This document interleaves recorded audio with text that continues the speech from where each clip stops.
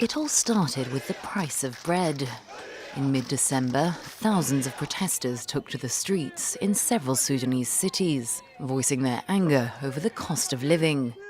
But the demonstrators soon shifted their target to President Omar al-Bashir, who'd ruled the country since coming to power in a 1989 military coup.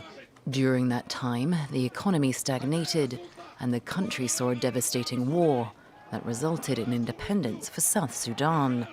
Al-Bashir was finally forced out on April the 11th, overthrown by members of the Sudanese armed forces.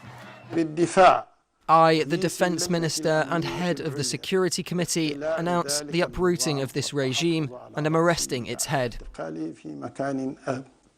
A new transitional military council clashed with protesters over the future of the country. Pro-democracy activists demanded a swift transition to civilian rule. In mid-May, the military and the opposition agreed on a 3-year transition period. Protesters kept up the pressure throughout the negotiations, with mass strikes and an ongoing sit-in outside military headquarters in Khartoum.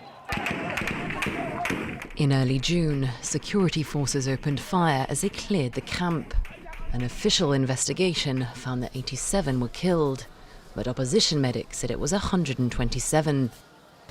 It took weeks after that for talks to resume, but with the African Union and Ethiopia acting as mediators, the military and opposition made a new bid to end the stalemate in early July.